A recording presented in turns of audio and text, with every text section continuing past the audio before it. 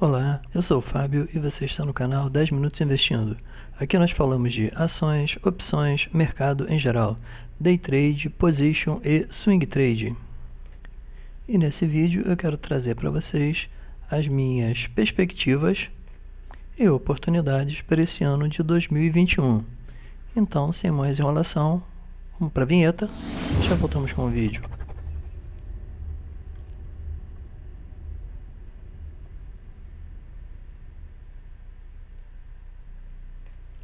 Lembrando que o material divulgado nesse vídeo não é recomendação de compra ou venda e tem por finalidade unicamente caráter informativo e educacional, assim como as empresas descritas não são recomendação de compra, venda e investimento, sendo única e exclusivamente do investidor a tomada de decisão ou abertura de conta nas corretoras ou bancos que ora sejam aqui citados.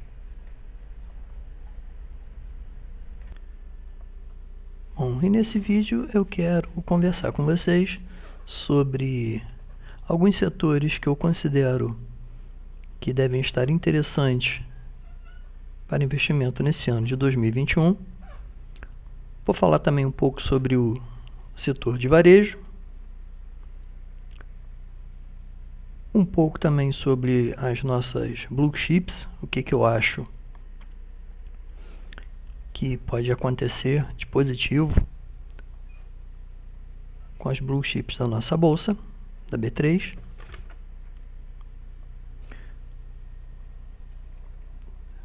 Ver também e passar para vocês também as possibilidades dentro dos fundos imobiliários, alguns que podem ser bons negócios durante o ano de 2021. Falar um pouco também sobre um assunto novo para muitos, que são as BDRs. Explicar um pouquinho o que são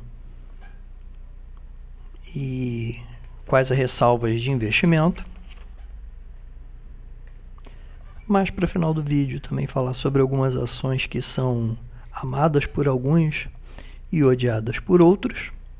Vou passar minha visão sobre o que pode acontecer com essas ações ou o que eu julgo possível dentro do ambiente que nós temos.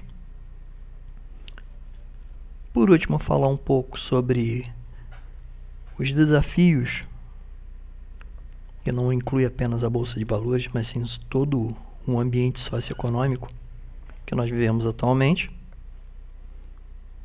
E os pontos de atenção para que nós não sejamos pegos de surpresa simplesmente porque não prestamos atenção, por exemplo, em alguns sinais que muitas vezes nos são mostrados a partir de algumas notícias e nós simplesmente, por muitas vezes, ignoramos. Bem pro finalzinho, também falar um pouco sobre a vacina, o que eu acho, o que pode acontecer ou o que pode não acontecer, e um pouquinho sobre o ambiente político e externo, que no mundo globalizado que nós vivemos hoje, não podemos deixar de olhar para ele e muito menos ignorar. Bom, então eu separei alguns setores, na realidade 6 setores, que eu vou passar para vocês, mediante, é claro, a minha visão, o que eu vejo nesses setores, que eu considero que são setores que têm boas perspectivas para o ano de 2021. E desses setores, esses 6 setores, eu separei infraestrutura, tecnologia, setor de serviços, energia, indústrias e construção civil. Como a ideia geral desse vídeo é apresentar os setores e não propriamente falar de ações de empresas em específico, até porque, como eu sempre falo, o ideal é que você analise a empresa e você tenha a condição de a partir daí tomar a decisão de se vale a pena ou não investir numa determinada empresa de um determinado segmento, eu trouxe apenas os setores e vou falar um pouco do crescimento e da evolução desses setores no mercado, tentando trazer os dados mais concisos possíveis de, em longo prazo, como esses setores se comportaram, né, que eu acho que é o que importa,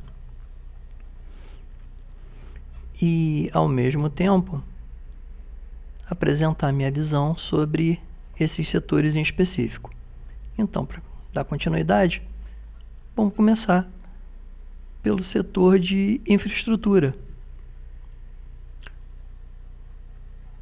que eu vejo como sendo um setor de boa possibilidade de crescimento e investimento, na qual separei 3 subsetores, né, dentro do setor de infraestrutura que eu acho que podem ter um bom desempenho nesse ano de 2021. Entre eles eu tenho o setor de saneamento, que teve um crescimento médio nos últimos 5 anos de 6,30%. Tá? Os números não são exatos, tá, gente? Até porque não dá para pegar todas as empresas propriamente e fazer um comparado entre todas elas. E também porque tem alguma divergência, né, que teve que ser desconsiderada, principalmente relativo ao ano de 2020. Eu não pude levar os dados 100% a fidelity, né? Vamos colocar assim, fidelizar 100% os dados. O setor de telefonia, que teve um crescimento médio também nos últimos 5 anos de 7,5%. E o setor de gás, que teve um crescimento médio nos últimos 5 anos também de 8,5%.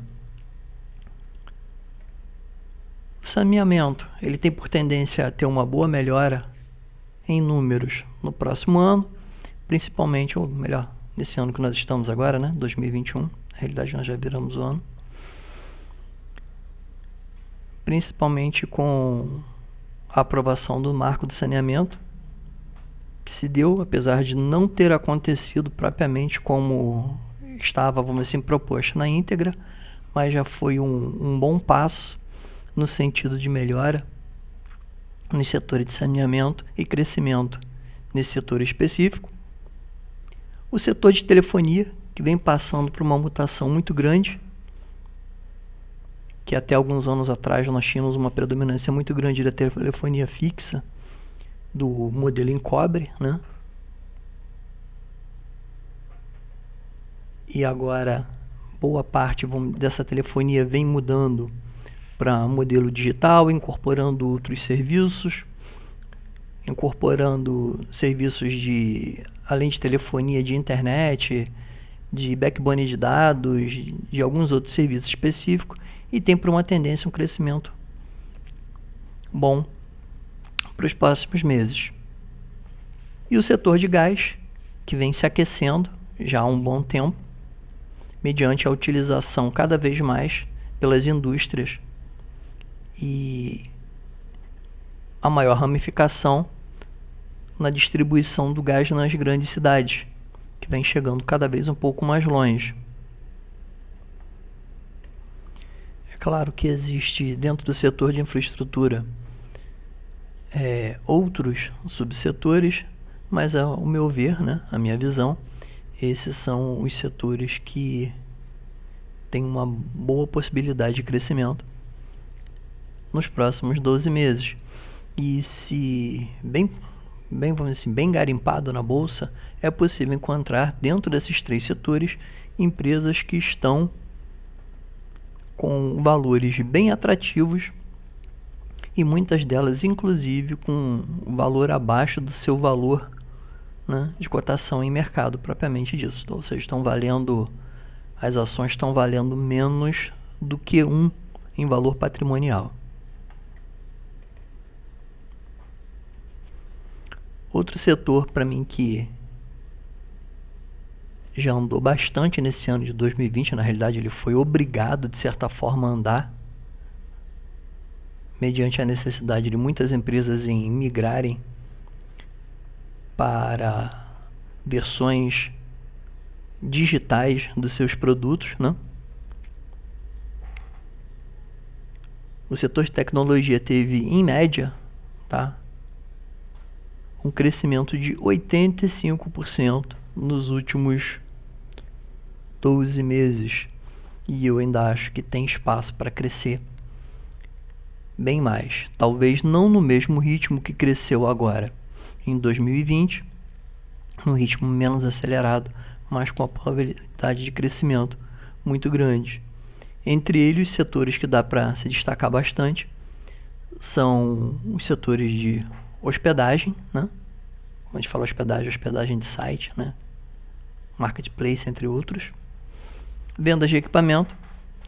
E eu coloquei aqui embaixo como ressalva os de meio de pagamento digital, que vem crescendo bastante.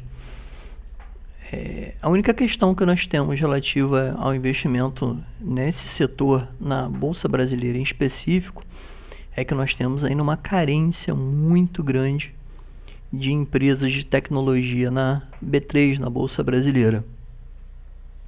E eu gostaria que nós tivéssemos muito mais empresas ligadas a esse setor para que tivéssemos uma probabilidade de escolha muito maior, que aí você acaba meio que ficando refém de uma quantidade pequena de empresas e que normalmente quando uma sofre muito, as outras também, quando são ligadas ao mesmo setor de desenvolvimento, né, tecnológico, acabam sofrendo também, meio que respingando, né? Nesse setor, no momento, há empresas que durante esse ano de 2020, aproveitando principalmente a alta do preço dos seus ativos, né, e melhor valor de mercado, estão num movimento bem forte de aquisição, né, de outras empresas de menor porte, muitas vezes ligadas ao mesmo segmento ou a segmentos pares, por exemplo, ou seja, estão num período ainda de investimento. Então essas empresas têm por tendência ainda, desde que esses investimentos sejam bem feitos, sejam bem pensados, ter uma probabilidade ainda de crescimento exponencialmente grande. E o nosso próximo setor é o setor de serviços, na qual nós temos o setor de lazer e entretenimento, ainda com decréscimo de 9,5% nos últimos 5 anos. Temos o setor de transporte e logística com crescimento médio de 10% nos últimos 5 anos.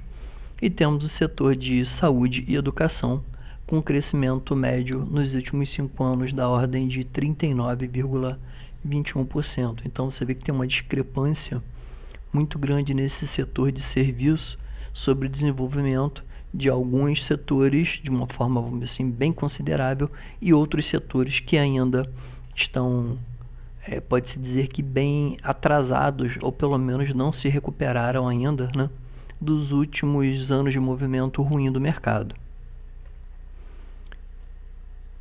Bom, o setor de lazer e entretenimento foi um setor que sofreu muito nesse ano de 2020, que terminou, até porque, literalmente, as suas atividades, que normalmente são ligadas à área de turismo, eventos, shows e outras coisas similares, né, ficou literalmente estagnada nesse ano por causa da impossibilidade de movimentação das pessoas e de viagem.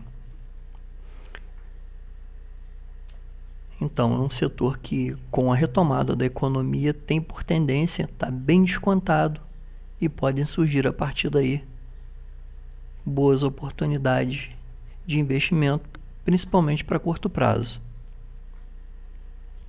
O setor de transporte e logística é um outro setor que ele tem apresentado bons resultados nos últimos 5 anos, mas que, para todos os efeitos, mesmo com um e-commerce bem mais forte nos últimos 12 meses, que acabou impulsionando outro setor que a gente já falou, que é o setor de tecnologia, ele acabou não acompanhando de certa forma. E quando você fala no setor de transporte e logística, você está falando no setor, vamos dizer assim, aeroviário, você está falando do setor portuário, você está falando de empresas ligadas a transporte rodoviário, ferroviário, ou seja, há uma gama muito grande de possibilidades dentro desse setor.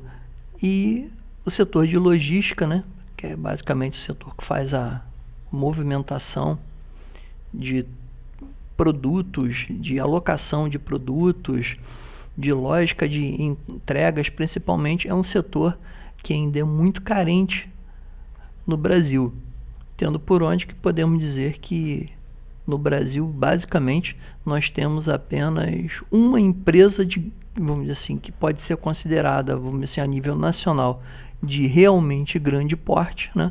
Que ainda é a Correios. Só você pensar em nível de entrega, por exemplo, pessoal, você olhar por aí. Temos agora algumas outras empresas entrando, né? Temos a Amazon, inclusive, entrando, né, com entrega própria pela Amazon.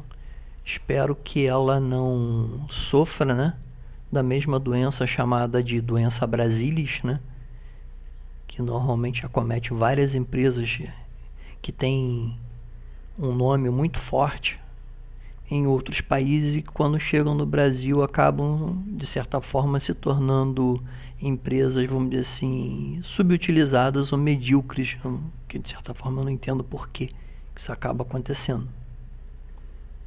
Não sei se é por questão, vamos dizer assim, de cultura, sinceridade, eu não consigo, de certa forma, entender por que uma empresa que dá tão certo lá fora não consegue, vamos dizer assim, apresentar um resultado muitas vezes que seja equivalente a 80% aqui no mercado interno. E dentro do setor de serviço, o setor de saúde e educação. O setor de saúde que performou muito bem no ano de 2020, teve uma evolução muito boa, e já o setor de educação, que sofreu muito também, igual ao setor de lazer e entretenimento,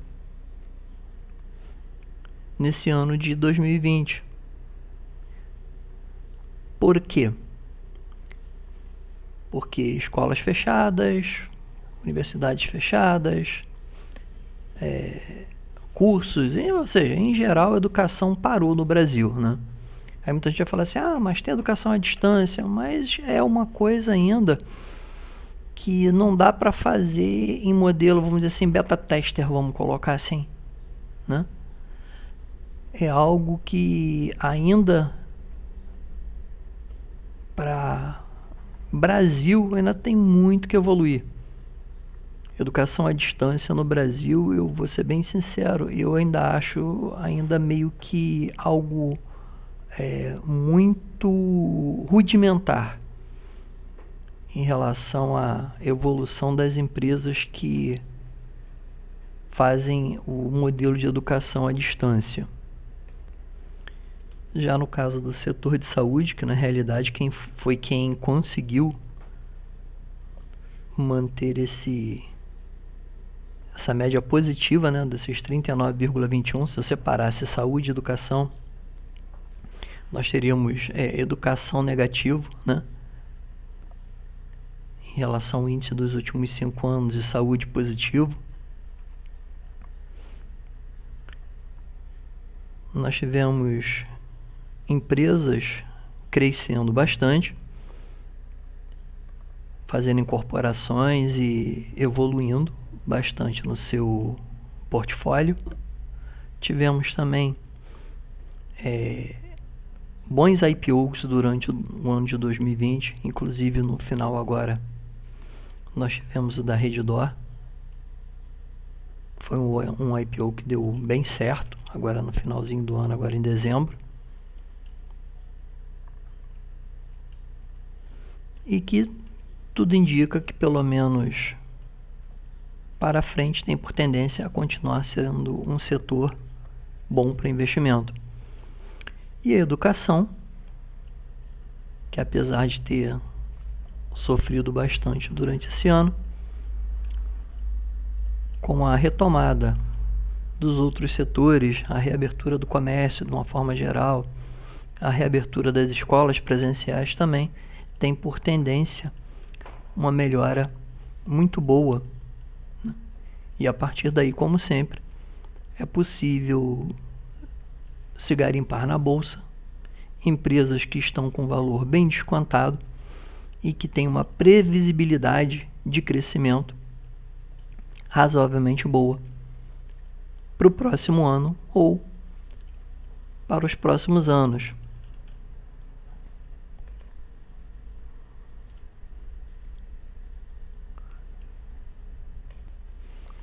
O setor de energia, para mim, é um outro setor que tem uma previsão muito boa de evolução, não só, vamos dizer assim, no próximo ano de 2021, mas nos próximos anos também. Até porque normalmente é o tipo de investimento que ele dá um retorno bem constante e ao mesmo tempo tem uma previsibilidade de receita muito boa. Nós temos aí o setor de energia renovável, que evoluiu, né? Cresceu 12,95% nos últimos 5 anos. Temos o setor de transmissão, teve um crescimento médio também nos últimos 5 anos de 10,25%. E tem o setor de biocombustível, que teve um crescimento médio nos últimos 5 anos de 8,90%. O setor de energia renovável era um setor que, a meu ver, o Brasil era para ser um dos pioneiros no desenvolvimento desse tipo de tecnologia, porque nós temos todos os fatores, sem exceção, que são essenciais ao desenvolvimento, principalmente no setor de energia renovável, utilizando fonte eólica ou painéis fotovoltaicos, né? Que é a chamada energia térmica, ou térmica não, minto, térmica de certa forma. E energia solar, como o povo costuma dizer. Porque nós temos uma abundância, somos privilegiados, vamos colocar assim, com esse tipo de recurso no Brasil, de uma forma assim escancaradamente assombrosa. E eu particularmente acho que o Brasil demorou muito a começar a olhar para esses setores. Até porque nós temos na região Nordeste uma facilidade de implantação tanto dos sistemas eólicos como dos sistemas fotovoltaicos muito grande.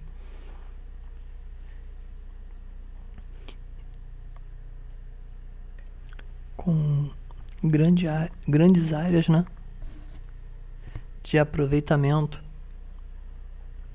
principalmente na região norte e nordeste do Brasil e na região centro-oeste também. O setor de transmissão, que aí acaba sendo uma consequência, né? Se você expande o setor de energia renovável, você vai ter que interligar isso de alguma forma, e aí entra o setor de transmissão, que inclusive está previsto um investimento da ordem de 3 bilhões e meio, se eu não estou enganado, algo dessa ordem, entre os próximos anos, entre 2021 e 2025, principalmente nas regiões Nordeste e na região, uma parte da região Sudeste e Centro-Oeste do Brasil. E também são empresas que normalmente têm um investimento inicial alto, um custo de manutenção não tão alto, um custo de manutenção até baixo, e uma previsibilidade de receita muito, muito grande.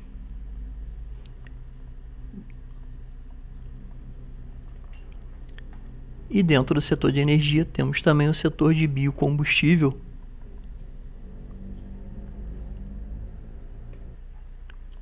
que gera hoje principalmente biodiesel, né? Utilizado em boa parte da frota dos veículos a diesel, não utilizam mais diesel derivado de combustível fóssil, né? Temos também a produção de energia a partir de biomassa, sendo utilizada também como transformação de energia. Ou seja, são setores que têm uma possibilidade de expansão muito grande. É claro que exigem também um investimento muito grande, mas normalmente são empresas que têm um grau de endividamento alto, mas que têm uma previsibilidade de caixa muito constante e com retorno muito bom também.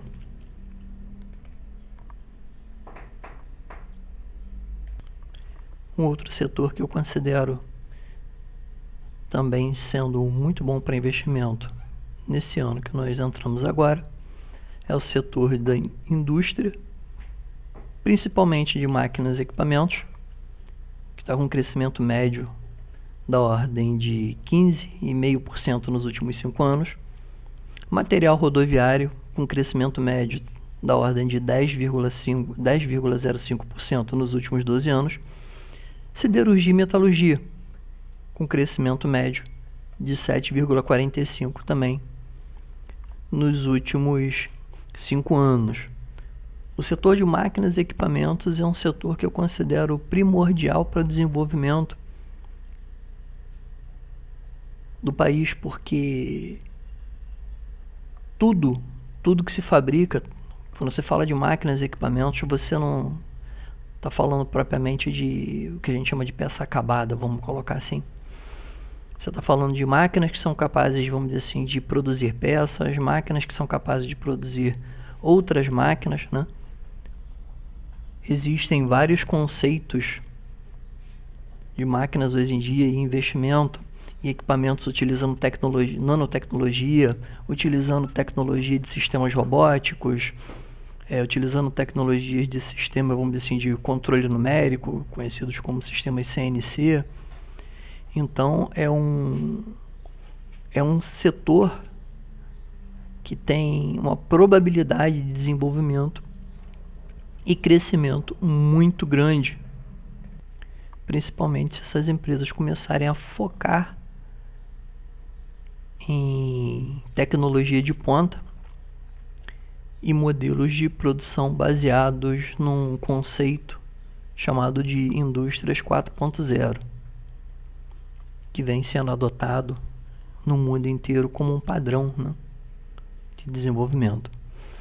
A indústria do material rodoviário, quando eu coloco aqui material rodoviário, pode-se dizer também material rodoviário e ferroviário, né, que são insumos para equipamentos, caminhões, sistemas, vamos dizer assim, de movimentação de carga, ou seja, tem muita coisa ligada a esse setor, e que é o setor, na realidade, que hoje, no momento, movimenta o Brasil. O setor rodoviário é responsável pelo escoamento de quase toda a produção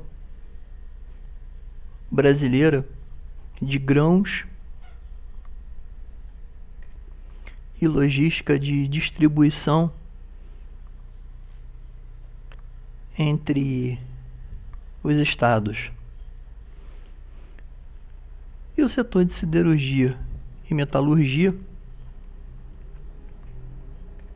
que vem apresentando bons resultados, principalmente com a melhora nos preços do minério de ferro, do aço e do alumínio, em especial entre o aço e o alumínio. Porém, não é um setor que nós temos também aqui na Bolsa Brasileira uma quantidade muito grande de opções de investimento. Mas, da mesma forma, é possível sempre encontrar boas oportunidades.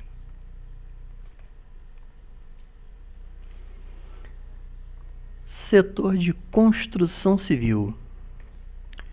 As empresas do ramo de construção e engenharia tiveram crescimento médio, né, de menos 3,5% nos últimos 5 anos. As empresas ligadas ao setor de imóveis, ou seja, venda e locação de imóveis novos e usados, esse eu não consegui pelos 5 anos, só consegui nos dados das próprias empresas, que nos últimos 3 anos teve uma melhora de 10,5%, ou seja, cresceram 10,5%. E o setor de material de construção, com crescimento médio nos 5 anos de menos 2,66%. Bom, a meu ver, o que precisa acontecer, ou continuar acontecendo, melhor dizendo, né, para que esse setor consiga, na realidade, voltar a performar e apresentar bons resultados? Basicamente, a manutenção da taxa de juros nos valores que nós temos no momento, e com um segundo item extremamente importante, que seria a manutenção de crédito e inflação baixa. Por quê? Se a taxa de juros continuar sendo mantida nesses patamares, automaticamente os créditos, vamos dizer assim, para compra desses imóveis vão se tornar bem mais factíveis, né? Porque se os juros, vamos dizer assim, se a taxa Selic, por exemplo, continua baixa, os juros, vamos dizer assim, de empréstimo caem, os juros de financiamento também acompanham o mesmo ritmo, e automaticamente é um setor que ele vai se beneficiar muito desses juros mais baixos. Tanto para a aquisição de crédito dessas empresas de construção e engenharia para o desenvolvimento de novos empreendimentos, quanto para as empresas de material de construção para terem também uma possibilidade de apresentarem valores de insumos para a construção civil, material, né, propriamente dito, com valores ou com preços melhores e mais acessíveis e dentro das possibilidades dessas empresas, o que refletiria automaticamente também no setor de imóveis, vamos dizer assim, prontos, né, tanto para locação quanto para venda, impulsionando o setor de uma forma completa. Durante esse ano de 2020 que terminou, nós tivemos uma quantidade de IPOs, principalmente de empresas de construção, bem grande. Então, nós temos uma quantidade razoavelmente boa de empresas ligadas ou diretamente ao setor de construção civil, ou que trabalham em conjunto com esse setor, que dá uma quantidade boa de escolhas para o acionista decidir, né, caso ache interessante, a aquisição de ações de empresas ligadas a esse setor. Mas, como sempre, com essas ressalvas, depende muito do cenário econômico, da manutenção da taxa de juros, manutenção de crédito e também manutenção de crédito para as empresas que trabalham no ramo de construção civil e engenharia.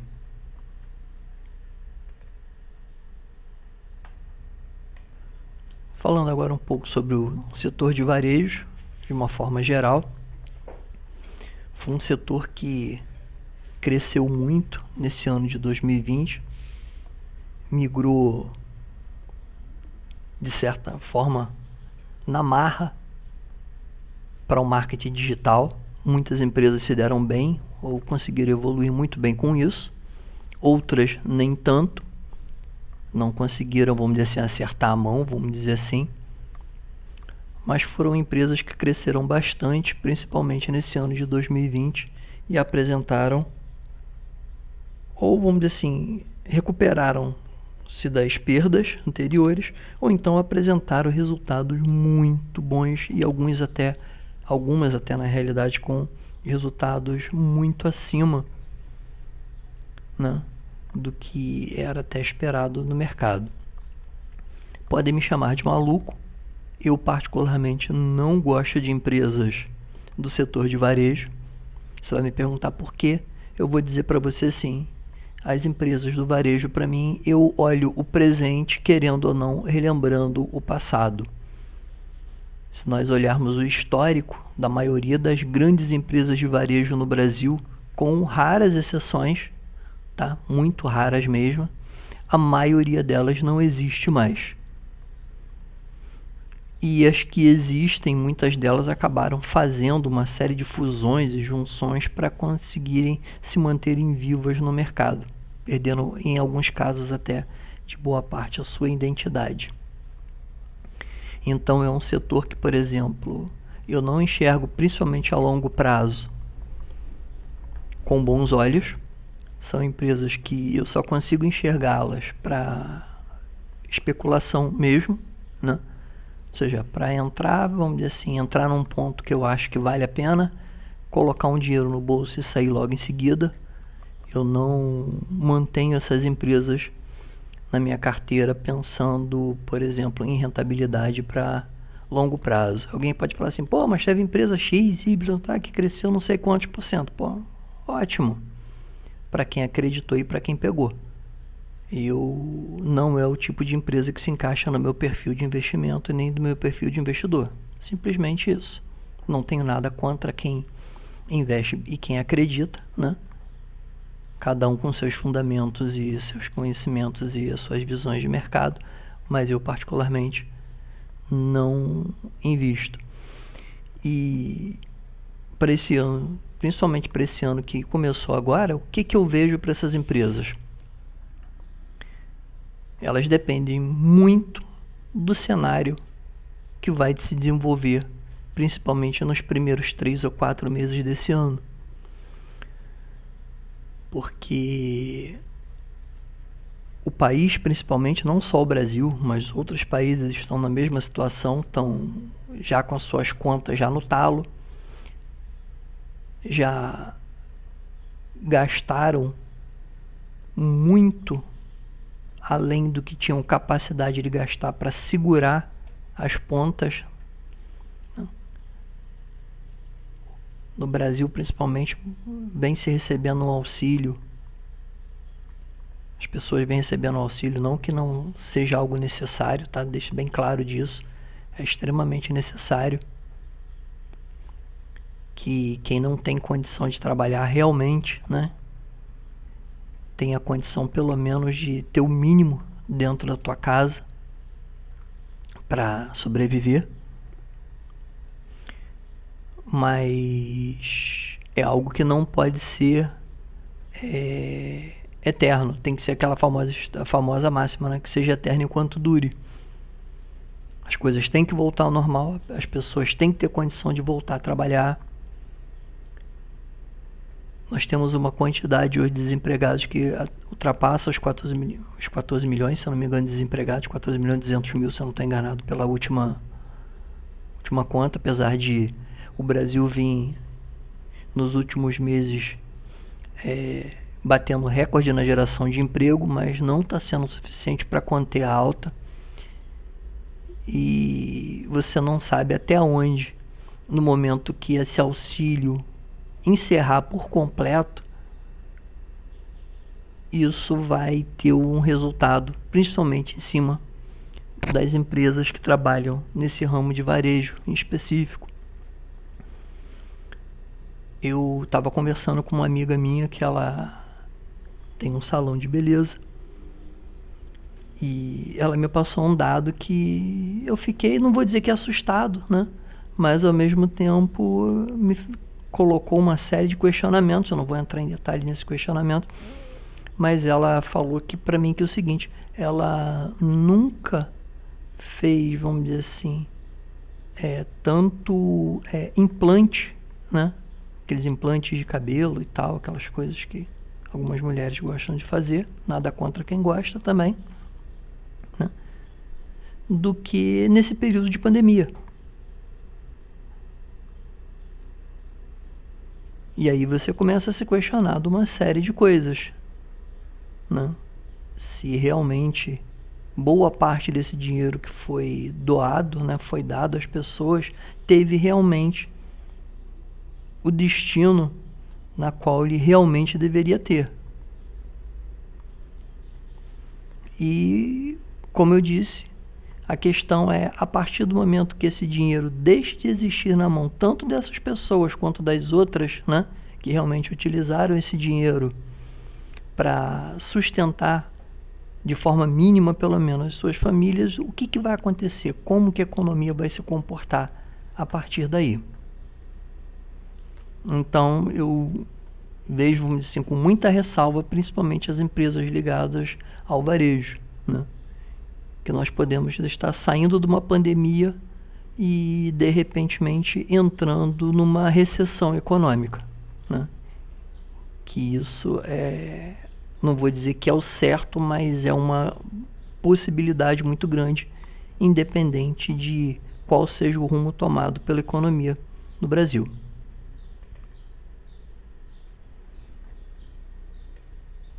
Bom, indo para a reta final do nosso vídeo, eu trouxe algumas queridinhas da Bolsa, né?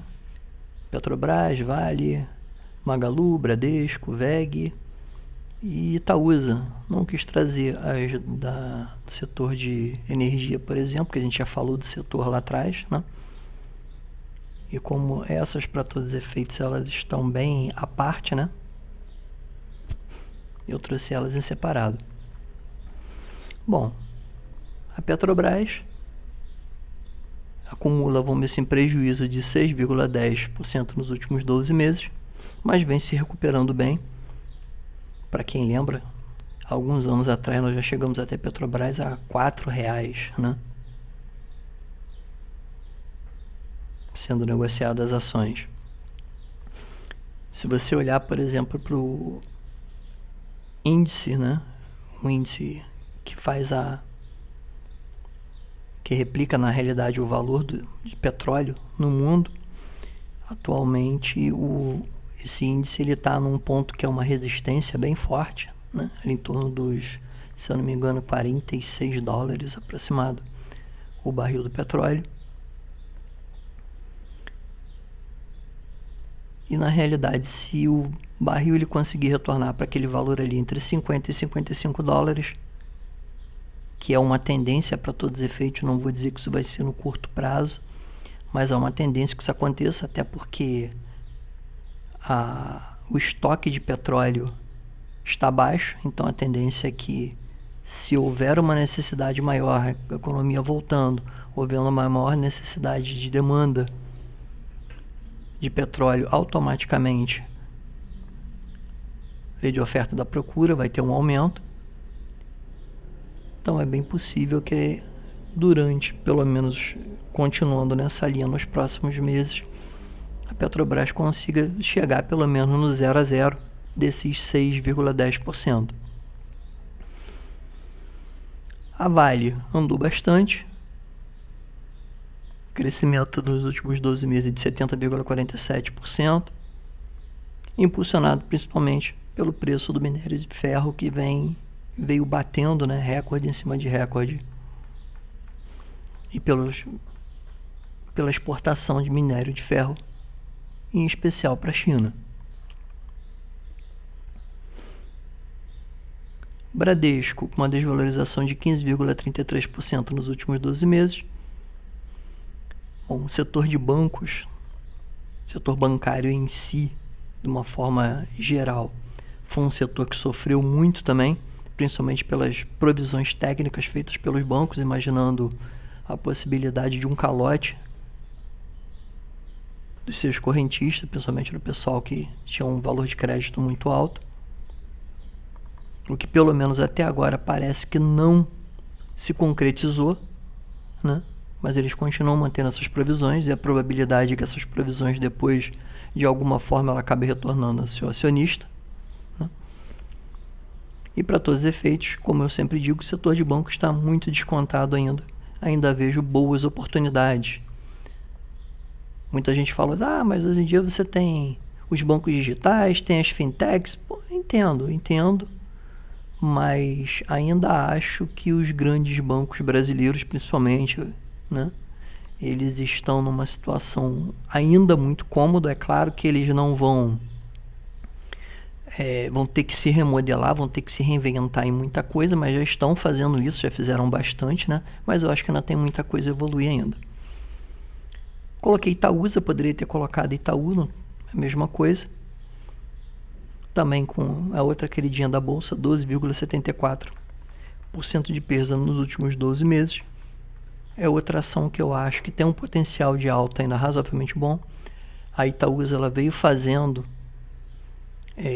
algumas aquisições nos últimos meses. Ela ficou parada um bom tempo, mas agora retomou, né?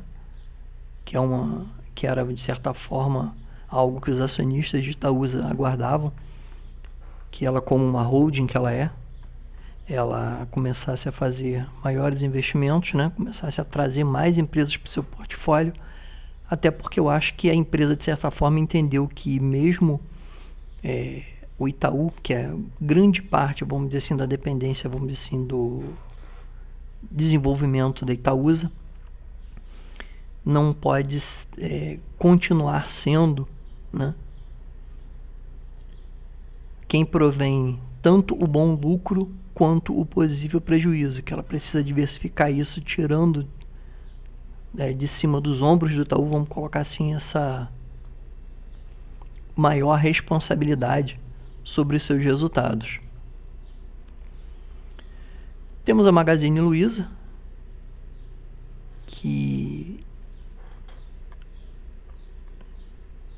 está com uma alta de 110,08% nos últimos 12 meses, né? Foi uma das empresas que se deu muito bem com o comércio online, principalmente. Ganhou muito market share nos últimos meses. O modelo de e-commerce dela deu muito certo, né? E isso acabou sendo refletindo nos seus números. É uma empresa que ela já vem crescendo muito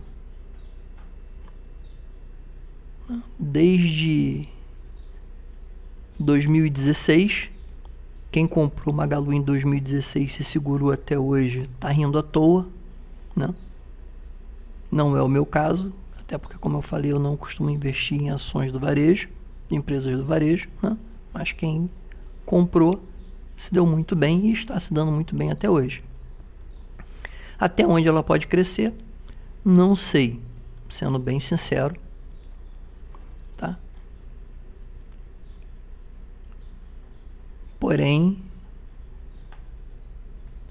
pelo menos por enquanto, me parece que o céu é o limite. E para finalizar esse slide, temos a VEG, que foi uma das campeãs esse ano, né, em crescimento. Ela valorizou 120,53% nos últimos 12 meses. Foi uma das primeiras empresas a romper, né, os valores equivalentes a o seu valor pré-pandemia. É uma empresa que, ao meu ver, tem muito para evoluir. Está sempre, vamos dizer assim, antenada em novos produtos, está sempre antenada em novas tecnologias. É uma das maiores fabricantes de motor elétrico e insumos para sistemas elétricos e sistemas automáticos do mercado, sempre evoluindo muito e sempre investindo muito em tecnologia. É outra também que a pergunta que se faz é até onde pode ir, também não sei.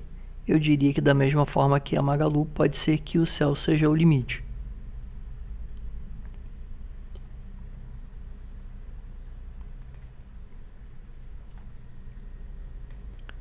Dar uma passada rápida agora nos fundos imobiliários. Na minha visão, os fundos de logística devem continuar sendo um bom negócio, que foram os que menos sofreram na pandemia e devem continuar sendo um bom negócio, porque as empresas que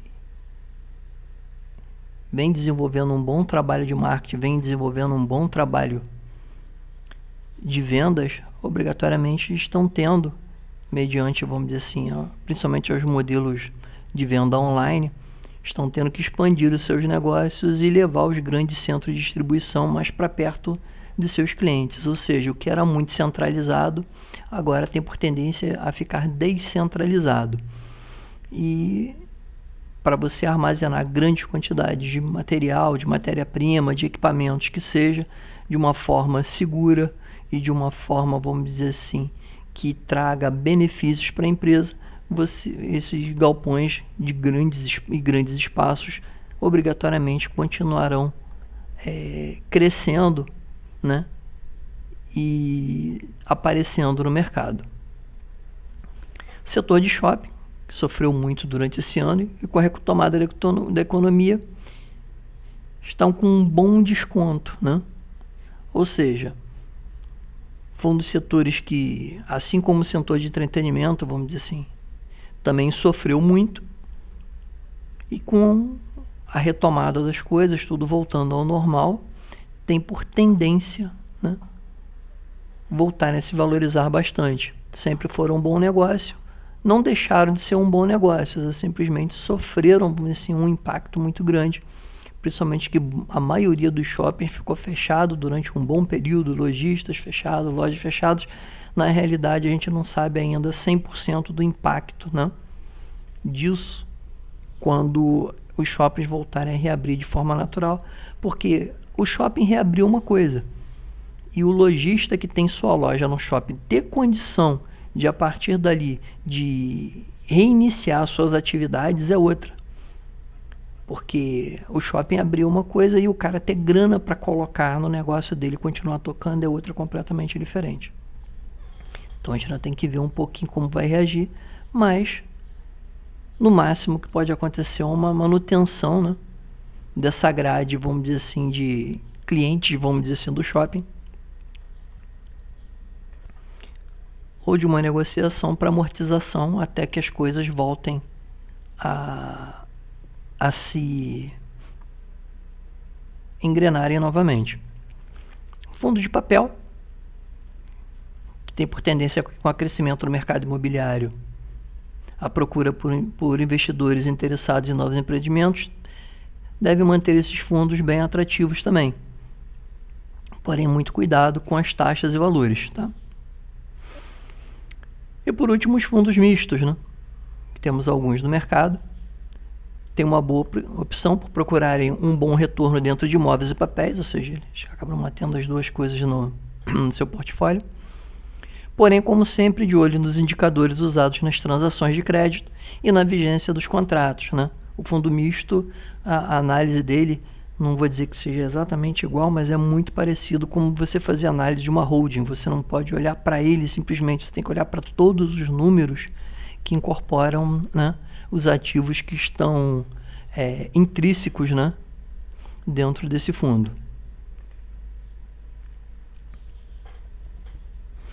Novidades, vamos dizer, no mercado, que são as BDRs, né, que são os Brazilian Depositary Recipients, né, que são os recibos, né, que, falando rapidamente, são certificados que representam ações emitidas por empresas em outros países, mas que são negociadas aqui no pregão da B3. É como se fossem valores mobiliários lastreados em papel de companhias estrangeiras. Quem adquire uma BDR, portanto, não compra, entendam bem isso, tá, diretamente as ações da empresa no exterior. Por quê? Como é que é esse negócio? Então quer dizer que eu não estou comprando uma ação lá fora? Não, você não está comprando. Você está comprando um recibo, na realidade, que ele tem o valor, vamos dizer assim, de uma ação de uma empresa lá fora. E essa ação, propriamente, ela existe lá fora, né? É relativa a esse recibo de compra que você fez, porém, para esse recibo virar ação, existe uma série de passos que você tem que fazer. Isso é possível, não vou entrar nos detalhes disso aqui agora. Se alguém quiser que eu explique como é que faz essa conversão, como é que isso funciona, deixa nos comentários aí no vídeo, que eu faço um vídeo explicando um pouco mais sobre isso e falando até um pouco mais sobre BDR. Bom, em vez disso, você investe em títulos representativos desse papel, né? Bom, a meu ver, é um mercado novo. Eu não aconselho a quem está começando, iniciante, nada, investir agora. e nem fazer aportes pesados, até porque as empresas mais comentadas, aquela que o pessoal, vamos assim, ficar pensando, que são as empresas de tecnologia americana, né? Algumas outras, vamos dizer assim, de setores, vamos dizer assim, considerados muito atrativos, também no mercado americano, tem, vamos dizer assim, um valor de mercado bem salgado. E é complicado quem tem pouco capital investir. Bom, porém, né, nada é impossível, um estudo bem feito pode identificar empresas com valor acessível aos bolsos dos pequenos investidores e com um bom potencial de crescimento e até bons dividendos, né? Bom, só citando rapidamente, eu há uns acho que faz 2 meses mais ou menos, acho que nem chega a isso tudo, eu comprei uma BDR de uma determinada empresa, né? E tem menos de 2 meses na realidade, não chega a isso tudo não. E as ações dessa empresa, elas, vamos assim, se valorizaram nesse período cerca de 100%. Tá? E tem, inclusive, possibilidade de a valorização ser um pouco melhor. É claro, isso é um caso à parte? É um caso à parte. Não vou dizer para vocês que tudo vai ser assim. Tudo vão ser... Foi simplesmente uma análise, vamos dizer assim, bem feita, né? E que acabou dando muito certo, né? Eu mesmo, vou ser bem sincero, não esperava que a empresa retornasse, né, a um valor, vamos dizer assim, considerável, vamos dizer assim, da sua ação num espaço de tempo tão curto. Mas, como a gente diz, né, mercado, vamos dizer assim, é ele que se move do jeito que ele quer, né? E como a gente sempre fala, né, quanto a fluxo não há argumento. Então, não vou brigar porque a ação subiu mais de 100%. Num espaço de aproximadamente 40, 45 dias, imagino eu.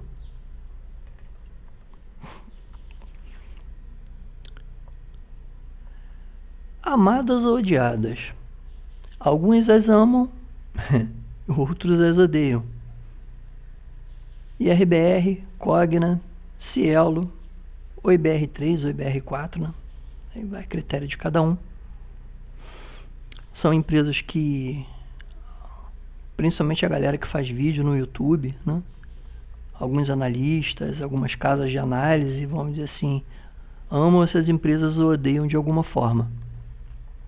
Só fazendo uma puxada rápida, o IRB está com uma desvalorização de 76,87 nos últimos 12 meses, a Cogna com uma desvalorização de 59,49 nos últimos 12 meses, lembrando que IRB e Cogna são empresas que fizeram IPO há menos de 5 anos, tá? A Cielo está com uma desvalorização de 51,46% nos últimos 12 meses. E a Oi, surpreendentemente, e na contramão de muitos analistas, vamos colocar assim, detém uma valorização de 157,04% nos últimos 12 meses. A IRB, fazendo uma puxada rápida, os valores das suas ações caíram depois de um relatório da Esquadra, né, que disse que os números da empresa não batiam, e realmente o relatório estava correto, o número das empresas não batiam. A empresa caiu bastante, chegou ao ponto de estar valendo, vamos dizer assim, até valor próximo a R$6. Mudou a gestão, mudou tudo, vem tentando, vamos dizer assim, mostrar um bom trabalho, e vem realmente mostrando um bom trabalho, né? Mas ainda conta com a incerteza e a desconfiança do mercado, mesmo com o bom trabalho que vem apresentando. A empresa ainda continua dando prejuízo. No último balanço, se eu não me engano, deu um prejuízo de 228 milhões, né? Mas para o valor de empresa, para todos os efeitos, está dentro, vamos dizer assim, não vou dizer que do normal, né? Mas está dentro das suas possibilidades, né? E vem passando por uma série de questões de enquadramento relativo à SUSEP, para valores de provisões que ela tem que manter em caixa para poder estar líquida o suficiente, vamos colocar assim, para terminar os problemas. Tem-se livrado de alguns passivos e recorrentes, vamos dizer assim, que vinham criando um prejuízo muito grande, fez uma série de acertos de caixa após, vamos dizer assim, a denúncia da esquadra. Segundo ela, não tem mais o que acertar, tá tudo certo, tá tudo bonitinho, da agora em diante é só fazer as coisas andarem. E o próprio mercado, para todos os efeitos, decidir que a empresa realmente voltou a ser uma empresa que vale a pena investir. A Cogna é uma empresa que fez a IPO recentemente também. É composta, vamos dizer assim, de 4 outras empresas, né? É a Cogna, Saber, a Vasta e tem uma outra que eu não estou lembrando agora. Cogna, Saber, Vasta... não lembro. Agora, que vinha, vamos dizer assim, apresentando bons resultados e do nada, né? Não vou dizer que do nada, né? E de repente teve uma queda abrupta, teve muita gente que ficou enrolado, teve gente que teve problema, assim, de perder, vamos dizer assim, muito dinheiro com opções de Cogna, ou seja, deixou muita gente chateada. E o que acontece é que, como empresa de educação principalmente, vem passando, né?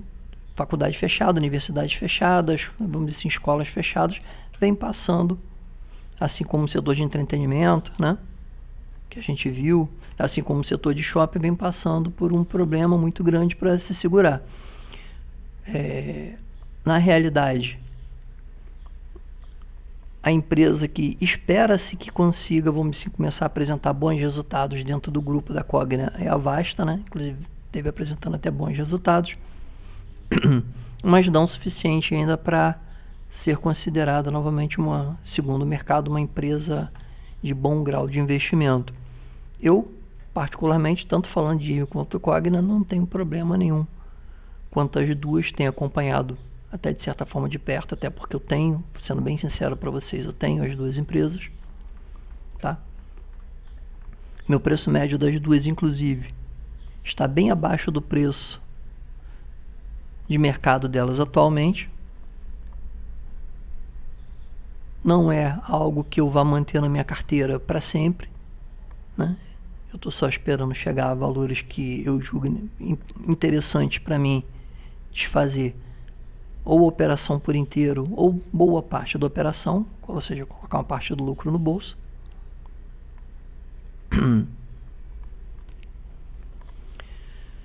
A Cielo é o tipo caso da empresa muito grande, que era dona, literalmente, né? Porque ela detinha um monopólio, principalmente do setor de pagamentos no Brasil, que quando teve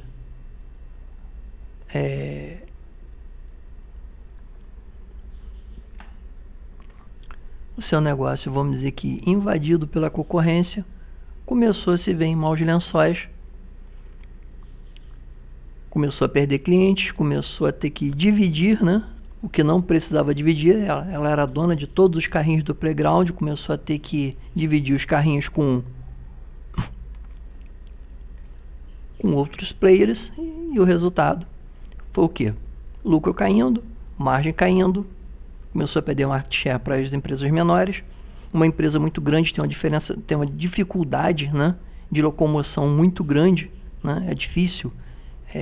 Fazendo a comparação, você manobrar uma empresa, né, mudar toda a metodologia de uma empresa igual a Cielo, é a mesma coisa que você querer pensar que você vai manobrar, por exemplo, você vai manobrar, por exemplo, um carro qualquer, né? Um carro de passeio qualquer, que você vai entrar num caminhão ou, por exemplo, numa carreta bitrem, por exemplo, e vai manobrar do mesmo jeito. Não é assim. A dificuldade de você readequar, você refazer conceitos, você reajustar a empresa é muito complicada. A empresa ela vem caindo, não foi só esse ano, nos últimos anos, né? Chegou a um valor muito baixo, né? Está cotada hoje em torno de... nas últimas semanas deu até uma subida, está cotada em torno de 3,97 ou 3,98, alguma coisa assim. pela cotação da última sexta-feira, mas já chegou a bater em valores próximos de 3,20 esse ano.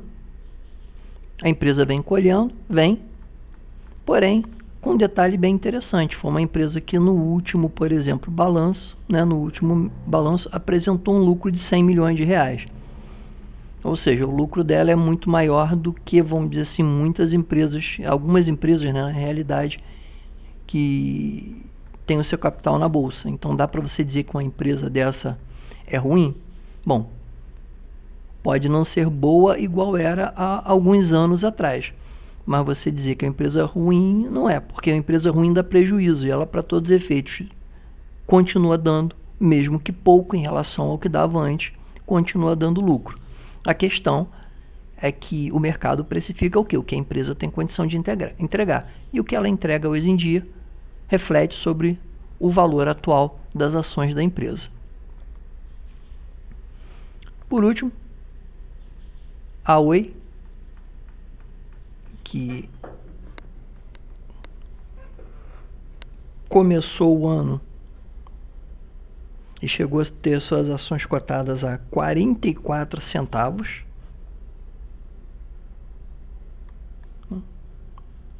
Um valor de penny stock.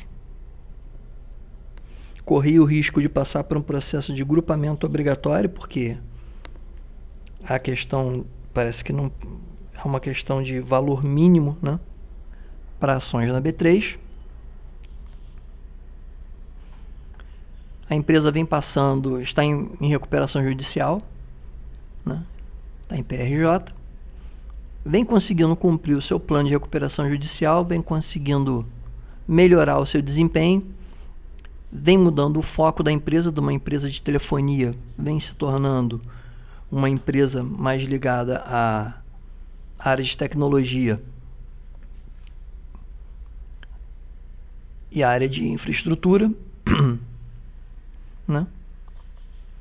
Teve encontrando alguns percalços durante essa jornada, mas continua apresentando bons resultados, vem conseguindo cumprir, vemos assim, bem a risco o seu plano, e com isso conseguiu tirar suas ações de um valor de até 44 centavos, vamos dizer assim, durante esse ano, e fechou o ano cotado acima dos R$ 2,20, se eu não me engano.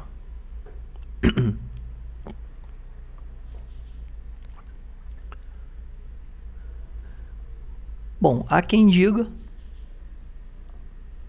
que a empresa, vamos dizer assim, tem possibilidade de nos próximos anos conseguir bater valores em torno de 10, 15 e alguns falam até em R$30, mediante a mudança, e a reestruturação que a empresa vem fazendo. Algumas casas de análise e algumas empresas, vamos dizer assim, que precificam e que precificaram a empresa com valor no máximo de 1,20, 1,30. Hoje em dia já dizem que o preço-alvo da ação da UIBR3, por exemplo, está em torno de 3,10 a 3,40. Então, é o tipo de empresa que, se conseguir manter do jeito que está, conseguir, vamos dizer assim, continuar mantendo o preço de reestruturação, sair realmente da recuperação judicial no prazo que está pré-determinado e realmente virar uma empresa de infraestrutura como ela pretende fazer, tem tudo para dar certo também. Mas tudo depende de uma série de fatores, assim como no caso da IRB, assim como no caso da Cogna e assim como no caso, por exemplo, da Cielo. Lembrando que a Cielo já houve casos até de falar da possibilidade da Cielo fechar a capital. Isso é boato, vira e mexe, ele volta ao mercado, como se fosse lenda urbana.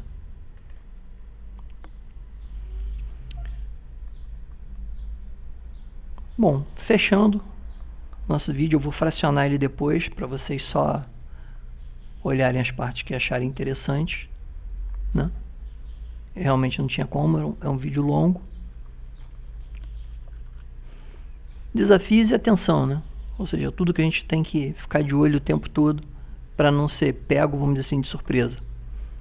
Primeiro, reforma administrativa, prevê, entre outros, tema de redução do número de carreiras, né? Na qual a equipe econômica do governo considera as carreiras muito diversificadas. A gente está falando isso, a gente está falando de carreiras do setor público, tá? A intenção é reduzir de 300 carreiras para algo em torno de 20 a 30. Eles julgam que tem uma série de carreiras que já estão devassadas, já não existem mais na realidade, e que na realidade foram aglutinadas por uma série de outras carreiras, igual aconteceu no mercado tradicional, né? Na qual um profissional, você às vezes tinha 3, 4 profissionais para executar funções sequenciais. Hoje em dia, por questões de mercado, por questões de custo, por uma série de outras questões, você passou a ter um profissional só qualificado para fazer todas aquelas interações em conjunto. Reforma tributária, que nasceu com o propósito de unificação dos tributos e da exoneração fiscal de alguns segmentos, porém segue parada na Câmara por falta de consenso entre as propostas apresentadas pelo governo, Senado e Câmara. Ou seja, cada um tem uma proposta, né? Existe uma proposta apresentada pelo governo, que foi a última, se eu não me engano, tem uma proposta mais apresentada pela Câmara e tem uma proposta apresentada pelo Senado, e os caras não conseguem chegar a um consenso disso. E essas duas reformas, principalmente, são duas que estão travando muito o desenvolvimento, principalmente da nossa Bolsa. A partir do momento que houver uma sinalização positiva, vamos assim, da reforma administrativa andar e da reforma tributária realmente andar, independente de ser positivo ou negativo, essas coisas têm que andar e tem que se ter uma solução.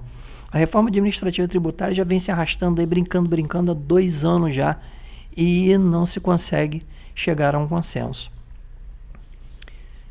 Privatização, que muito se falou e quase nada se fez na realidade, né? Que esbarrou numa série de entraves, porque as privatizações no Brasil dependem de um aval da Câmara e do Senado para todos os efeitos, e fora isso ainda tem um outro poder aí que vira e mexe em cima de interferir, né? Mas cada um com o seu quadrado, como propriamente deveria ser.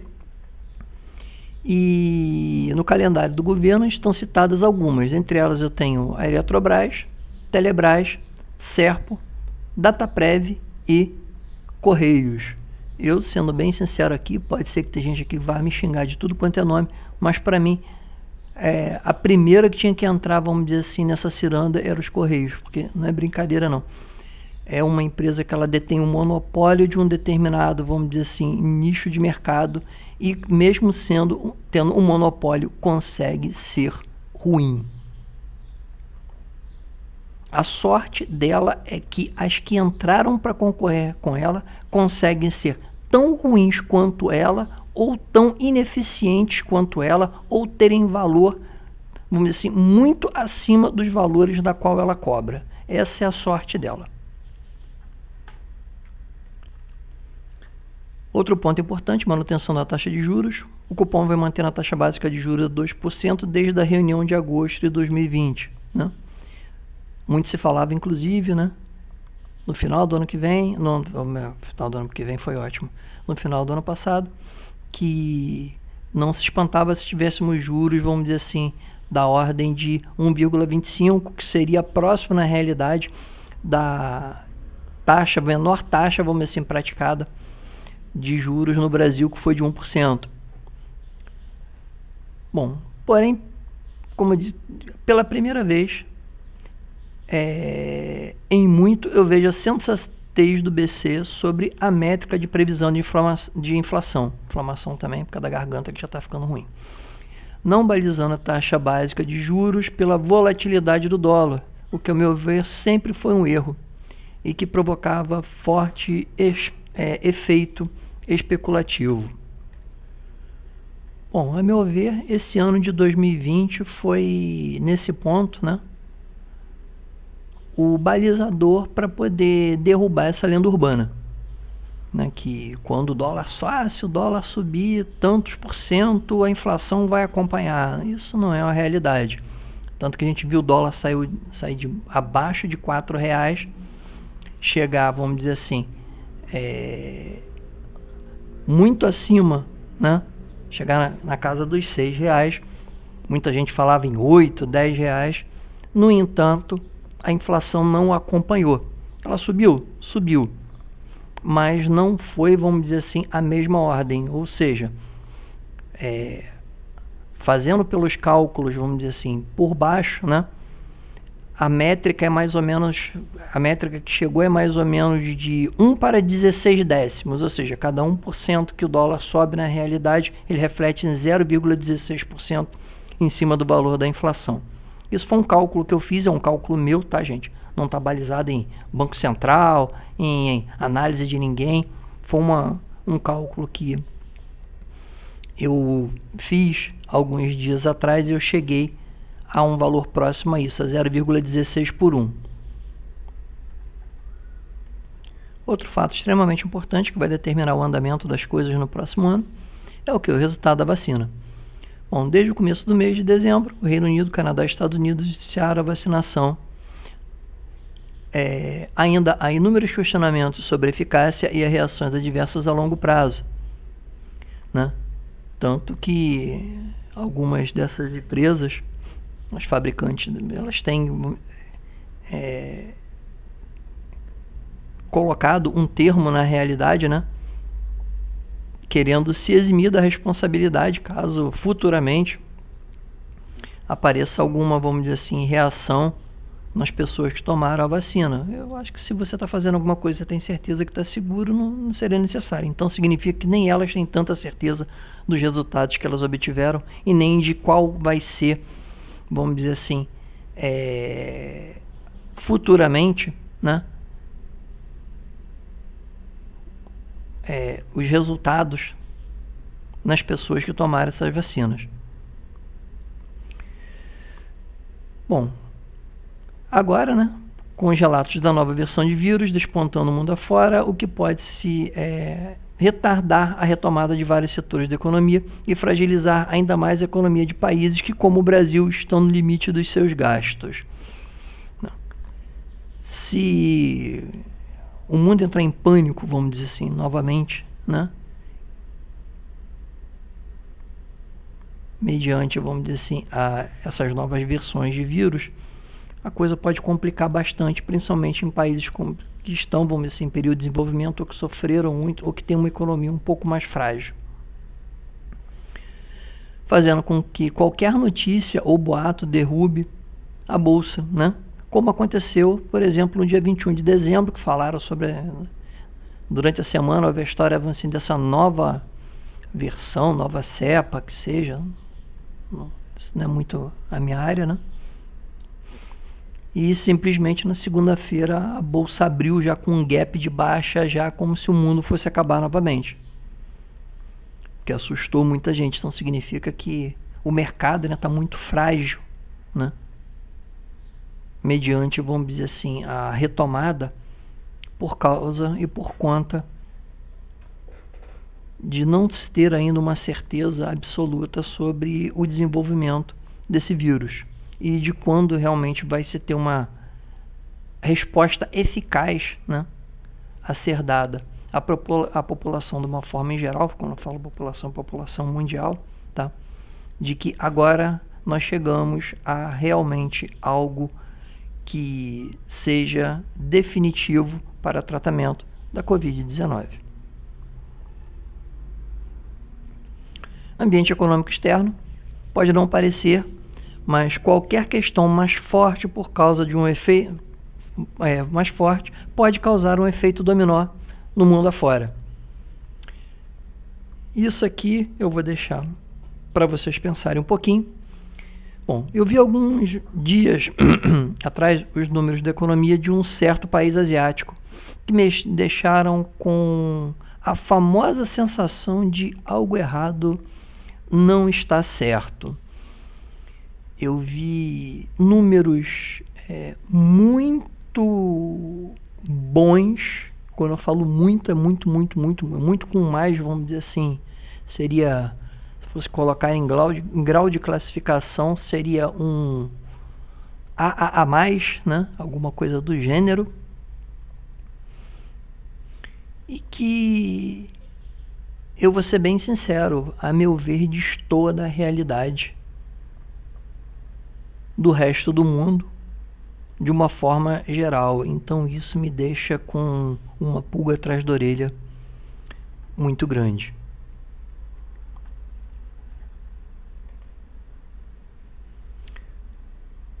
Bom, e finalizando,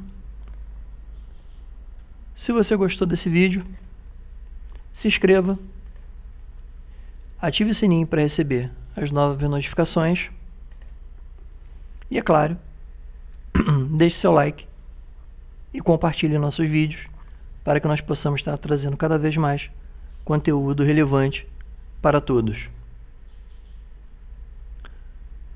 Como sempre, muito obrigado a todos vocês e bons investimentos.